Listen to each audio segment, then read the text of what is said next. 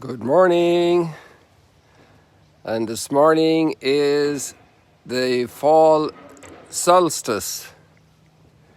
So I'm going to do something special for you today because it's also the feast of Saint Matthew, and we're going to come in to see the apostles and also the effect of the light here in Ducan Altum as the sun rises due east of us. I'm sorry, the phone is messing around. Bear with me a moment, please.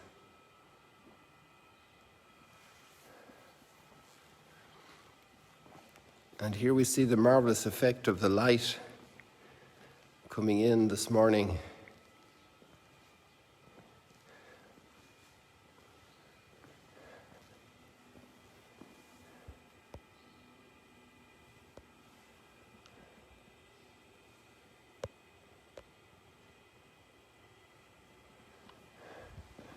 So the last few days we saw the sun from outside, from the doors, and today we are inside Ducan Altum.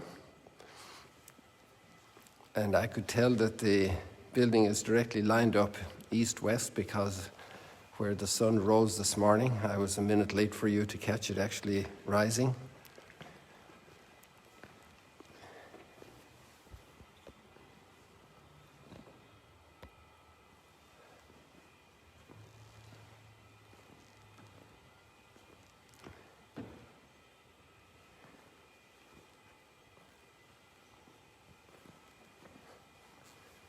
And then we go to see Matthew. Matthew is a very interesting character.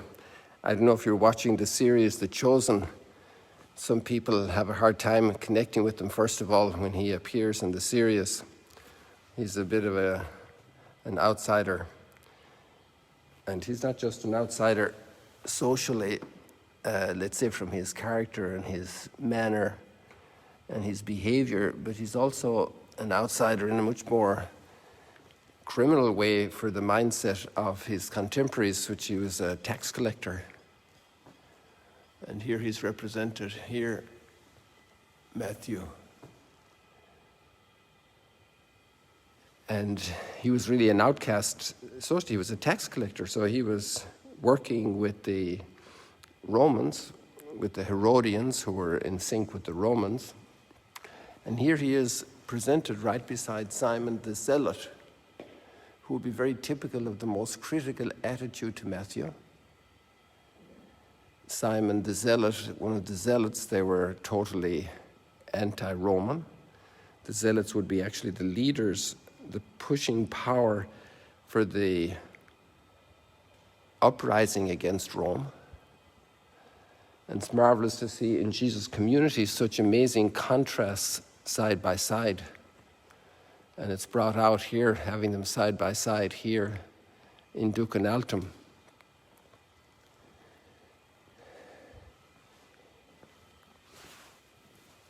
And so he was an outsider, an outcast for the, let's say, the proper institutional understanding of the Jewish people. And Jesus invites him to come and follow him. I can imagine Peter looking at John and James and saying, what's going on here? Why is Jesus doing this? House to have.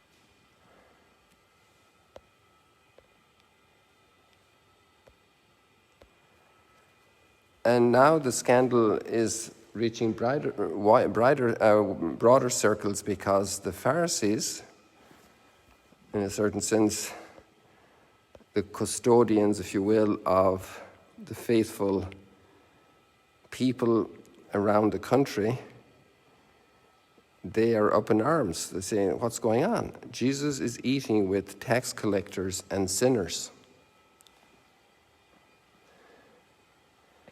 And you know, there was a point in what they were saying because even common sense, but also the Mosaic law, separated God's faithful people from sinners. You know, parents are very concerned about the company their children keep. They don't want their children to be in bad company, because bad company rubs off. My dad used to say, if you lie down with dogs, you will get up with fleas. You know, in Ireland, we weren't into shampoo for dogs. The farmers, the dogs were out with the sheep and the cattle, so it was a different style of dog culture in the farming world. If you lie down with dogs, you will get up with fleas. And so a bad apple in the barrel could contaminate the whole barrel of apples. So you don't want to be near a bad apple. Sometimes you'd even hear the expression, that person is a bad apple. Now, of course, that's judgmental, but the reality is nobody wants to go into an area that there's a contagion. Nowadays, we're very sensitive to that with all the restrictions and the masks and the lockdowns, and we try to separate ourselves from contagion, from an environment that is harmful to our health. It's the most natural thing in the world to want to separate yourself. So they would even get rid of sinners, and there were laws for the stoning of sinners, to be stoned to death, punished. And even nowadays, we still have prisons to deal with sinners. We don't call them sinners, we call them criminals, murderers, robbers, people of violence. So there's a certain natural response to this kind of reality. But then there was also the religious response, which said you should not associate with sinners because it would have a contaminating effect. But what's very interesting is that Jesus has a very different approach. And in some ways, there's a consistency, and we'll get to that in a moment.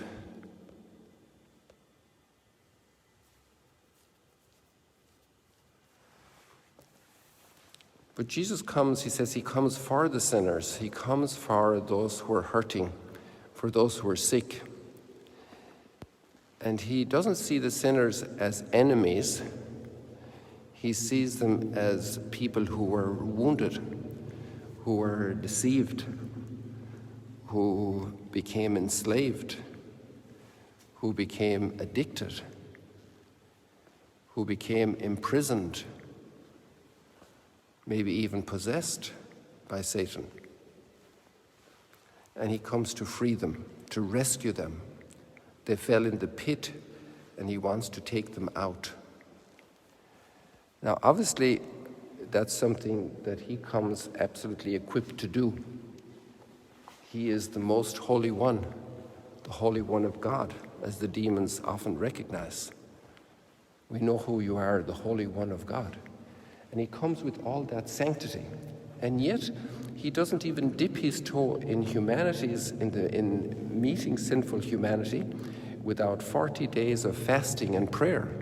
He himself would later say, these kind of demons you can only expel with fasting and prayer. So Jesus is not naive about spending time in environments that are not living God's holiness.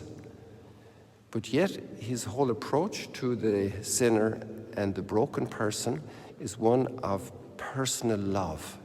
He wants them to feel personally loved. As a person, they are loved. Just like parents, they have a child that has gotten tied up with drugs. They're going to come toward the child in a very different mindset than the policeman will. The policeman has his responsibility in society, and the parent has a different relationship to the child.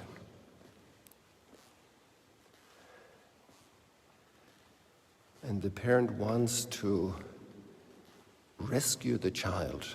The policeman wants to curtail society's problems.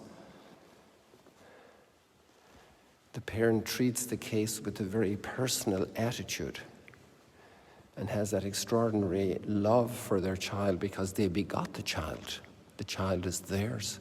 They don't want the child to be lost, to go down harm's way.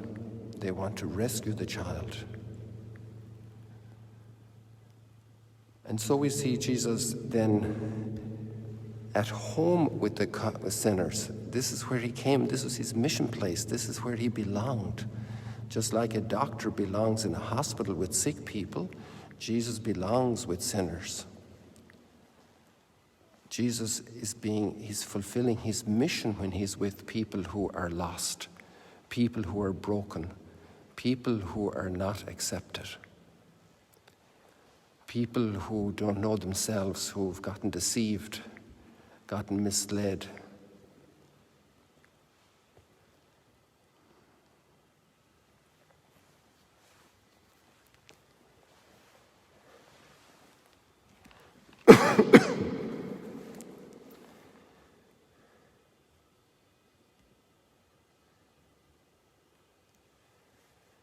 So in a certain sense, that's a lot to think about already. It's a big mouthful. How do we see people who are broken? How do we see people who are in need of great help and blessing? And how do we go about helping them? Many times maybe we could have a different attitude. We could actually hang around sinners because we're kind of envious of their lifestyle. And so sin has an attractive power that can also contaminate us.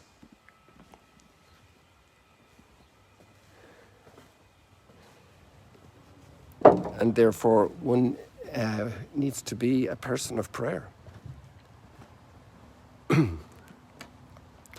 A person of great zeal, a person of great love, a person of great fidelity. Oh, I'm sorry, people, this is my Osmo. It's dancing around again. Bear with me, I don't know how, no, hold on there.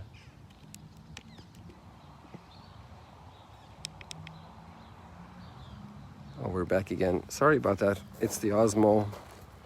It does that occasionally. The battery is kind of low, so this seems to be more frequent when that happens. And I'll be charging it right away this morning to give you a new lease on it.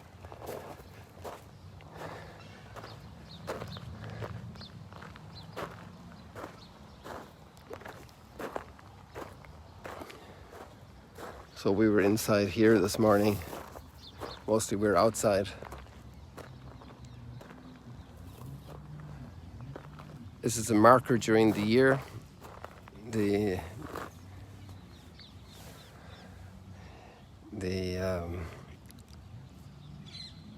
equinox, right? The fall equinox, the autumn equinox. So I wish you many blessings today. I wanted to do some more things, but our time is running, so we'll leave it like that today. God bless you. See you later, alligators.